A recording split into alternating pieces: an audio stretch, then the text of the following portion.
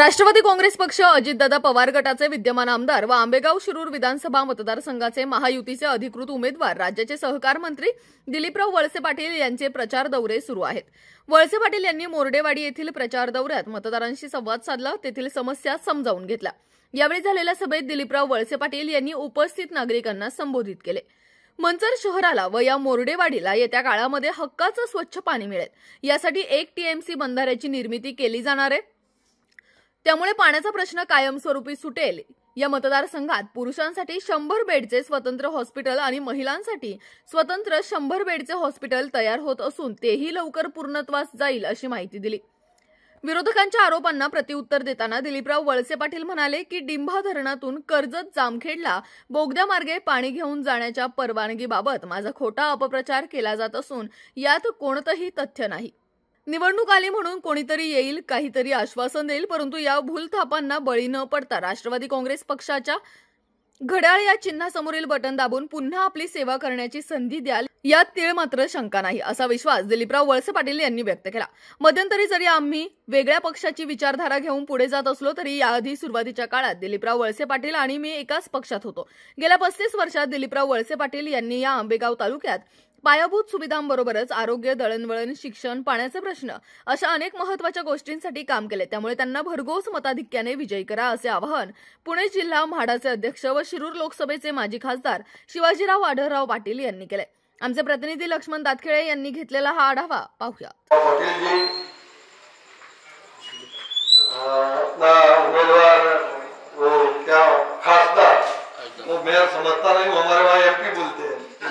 और यहाँ खासदार बोलते हैं, तो हम तो उनको खासदार मानते ही है, शिवाजीराव पाटिल और सब लोग एसपी विराजमान। आप सबको मैं गुजरात की ओर से और नरेंद्र मोदी की ओर से दीपावली की शुभकामना देता हूँ। यहाँ गुजराती लोग भी है, कितने लोग हैं गुजरात से? पूरा सोसायटी अपना गुजरात की पेटर्न तो खबर अच्छे बता रहे, इलेक्शन आवे लगन आई हो એવું લાગે ને, આપણે 1 વર્ષ પહેલા તૈયારી કરતા આવીએ છીએ કે લગન આવી ગયું આપણે વરરાજા હોદવાનો પાછી આવશે ફટાકડા હાથે બધું લઈને ત્યાંથી બધું સાફ કરીને લઈને જ આવવાનું છે, એટલે ફરી કોઈ લગન કરવા તૈયાર ના થાય અમે। કારણ કે બધા જ લોકોએ એક નક્કી કરી લીધું છે આપણે કે આપણા દિલીપરાવ પાટીલે આટલું બધું કામ કર્યું છે। ગુજરાતમાં આપણે 30 વર્ષથી ઇલેક્શન લડીએ છીએ, આપણને ખબર છે, પણ આટલું બધું કામ કર્યું એવું કોઈ બતાવતું નથી। तो रोज करोड़ों लोग रहते हैं मगर कम रहते हैं। वो तो खुद इलेक्शन नहीं लड़ा होता तो भी चलता था, कोई भी खड़ा हो जाता उसको 1 करोड़ दे दिया तो वो उनको पूछ के साइन करता कि मैं कहाँ साइन करूं, क्योंकि 1 करोड़ उनको दिया, उन्होंने 1 पैसा किसी से नहीं लिया है आज तक। और इतना काम किया है कि बात ही मत पूछो, कोई गांव में कोई काम बाकी नहीं है। शौचालय समझो, आवास योजना समझो, सरकार की सब योजनाओं उन्होंने पहुंचाई है। दूसरा रोड, रास्ता, पानी सब उन्होंने किया हुआ है। तो फिर हमारा दायित्व क्या होता है? 20 तारीख को इलेक्शन में वोट डालने का अपना दायित्व रहता है। मैं समझता हूं हम उस दिन जो वोटिंग नहीं किया तो हम खुद गुनहगार है। वोटिंग करना जरूरी है, उनको जिताना जरूरी है, वो जीतने वाले हैं। उनको लीडिंग की प्रश्न है, लीडिंग में हमको उनको सपोर्ट करना है। उन्होंने इतना काम किया, बूढ़े लोग भी उनको याद करते हैं, युवा लोग करते हैं, बजरंग दल करता है, वीएचपी करता है, संघ परिवार करता है, सब लोग उनको चाहत मिली है। ये चाहत ऐसे नहीं मिलती है, 1 बार 2 बार 3 बार पार्टी के सिंबल पर लोग जीतते हैं। ये 7 बार जीते हैं तो उनका खुद का सिंबल बन गया है। लोग यहाँ उसका लोग बिल्ला लगा के सुनते हैं। मैं हर गांव में जाता हूँ ना तो 5-50 लोग तो बिल्ला वाले मिल ही जाते हैं। मंचर शहरात आणि परिसरात आणि म्हणून मला आपल्या सगळ्यांना विनंती करायची, दिलीपराव आणि मी यापूर्वी एकमेकाच्या विरोधात होतो, पण आता आम्ही दोघेही एकत्र आहोत। एकत्र यासाठी आहे की आपल्या मंचर शहरात आपण सगळ्यांनी पाहिजे, नगर पंचायत झाल्यानंतर नगर विकास विभाग जे मुख्यमंत्री एकनाथ शिंदे यांच्या अखत्यारीत असतो, त्यांच्या माध्यमातून दिलीपराव आणि मी दोघांनी मिळून जवळजवळ 85 कोटी रुपयाचा निधी आणला। आता 136 कोटी रुपयाची पाण्याची योजना नवीन आपण मंजूर झालेली आहे, त्याला प्रशासकीय मान्यता सगळं मिळाली। इलेक्शन झाल्यानंतर आचारसंहिता संपल्यानंतर ते काम चालू होईल. एक मोठी अचिव्हमेंट आहे आपल्या दृष्टीने. मला आठवतंय 10-12 वर्षापूर्वी मंचर शहरासाठी ग्रामपंचायत असताना शिवसेनेची सत्ता असताना आपण 13 कोटी रुपयाची पाण्याची योजना आणण्यासाठी तुम्ही सगळ्यांनी साथ दिली, आपण ती पाण्याची योजना करू शकतो. आता ते आज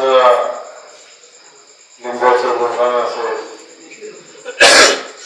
डावा कालवा असेल, उजवा कालवा असेल, आरोग्याच्या सुविधा असतील. मंचरला आपण 100 खाटांचं जिल्हा उपरुग्णालय काढलं. आज तिथं डायलिसिस पासून सिटी स्कॅन पासून सगळ्या प्रकारच्या सुविधा उपलब्ध करून दिलेल्या आहेत. आता जशी जशी लोकसंख्या वाढली तसं तसं हॉस्पिटलवर ताण यायला लागलं आणि म्हणून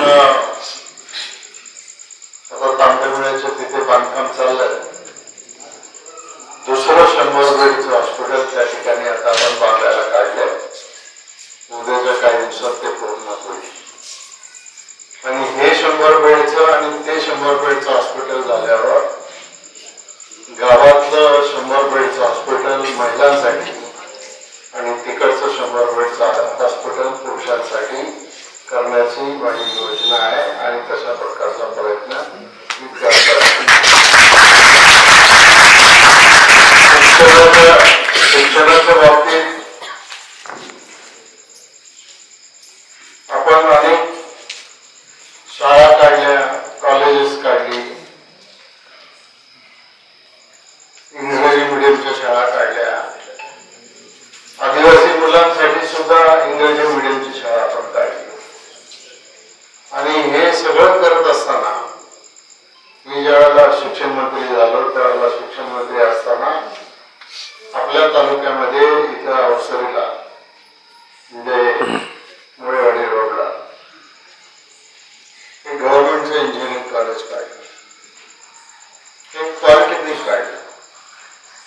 200 कोटी रुपये खर्च आला त्याला आणि त्याच्यामधून आपली मुलं मुली ही शिकायला लागली, इंजिनियर व्हायला लागली, डिप्लोमा व्हायला लागली, ITI मधून. त्याच्यामधून आपल्याला पुढे जायचं आणि म्हणून तुम्ही सगळेजण आमचे वेलविचार आहात. सरकारने आता भरपूर योजना काढल्या तुमच्यासाठी, तर एकदम स्पेशल योजना आहे. लाडकी बहीण आपोआप खात्यात पैसे पडतात, ठेवता का काढता सगळे पैसे ठेवतात, सगळ्यांनी ठेवते का? एवढी छान झाले नवरात्रीला प्रत्येक बहिणीच्या साड्या होत्या, ते सांगा ना 25व्या वर्षी. अशा अनेक योजना आहेत सरकारच्या. आता वेळाभावी मला त्या सगळ्या गोष्टींमध्ये जायचं नाही, पण मला फक्त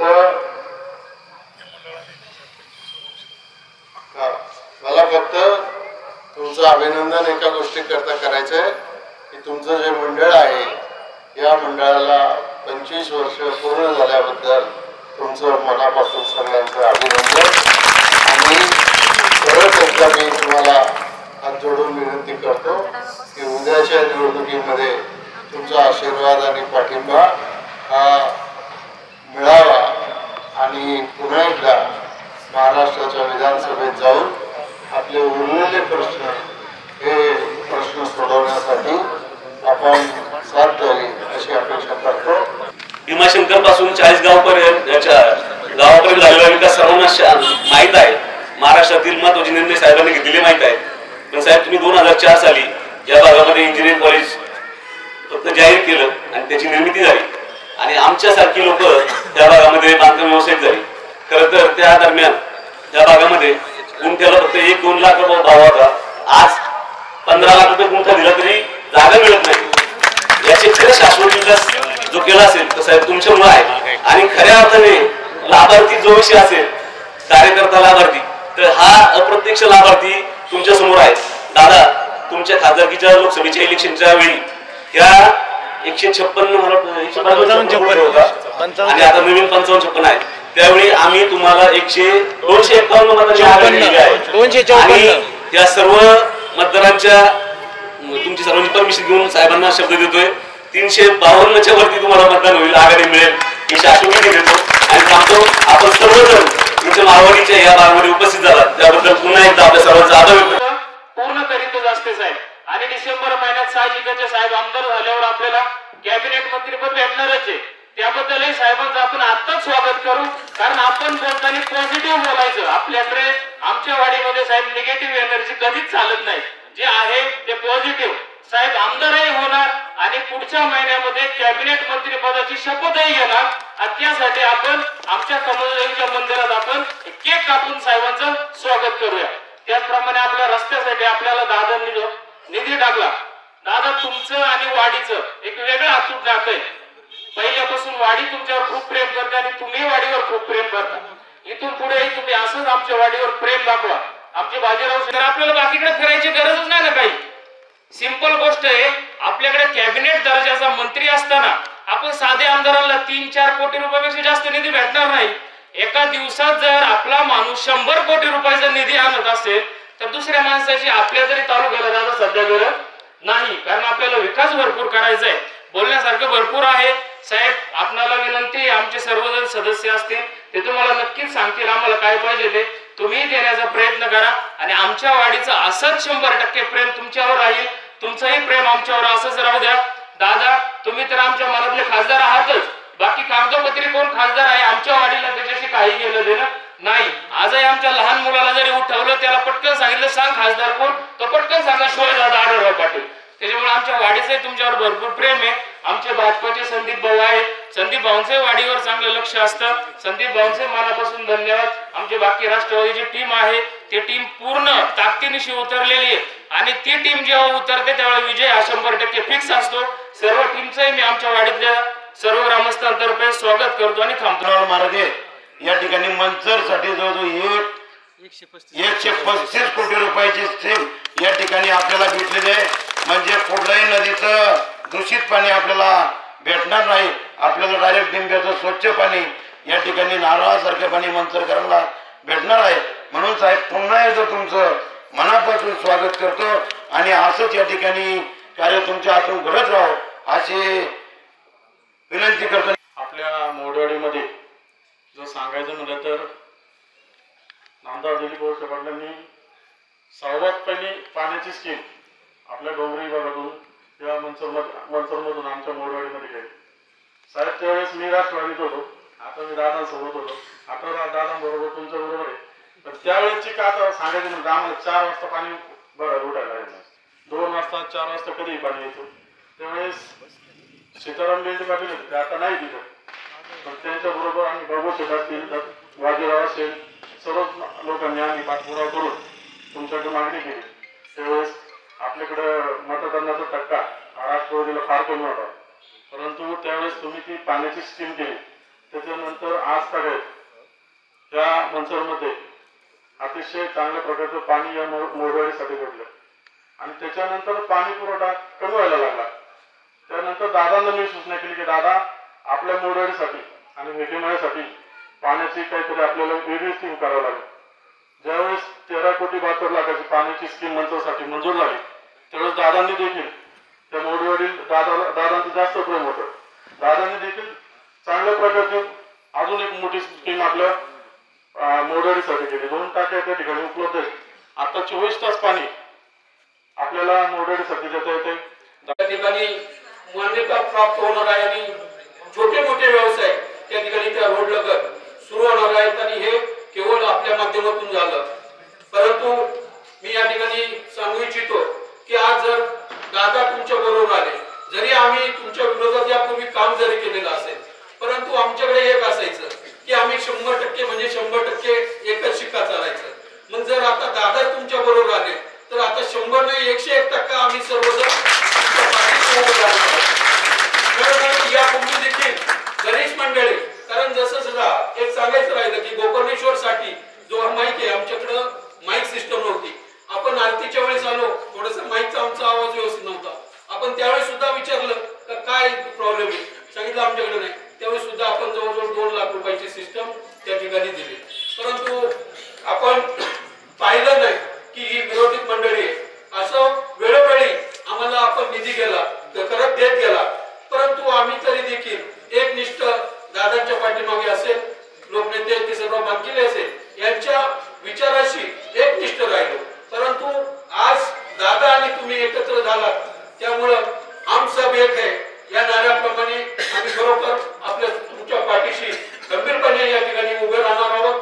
या ठिकाणी पंचवटी सोसायटी देखील असेल, वेळोवेळी पंचवटी सोसायटीने देखील राजकारणामध्ये ज्या वेळेस गरज लागेल त्या वेळेस आम्हाला सहकार्य केलेले, त्यांचा सुद्धा पाठिंबा. आता या ठिकाणी चंदू शेठ नाहीये, शंकर शेठ नाहीये, त्याचप्रमाणे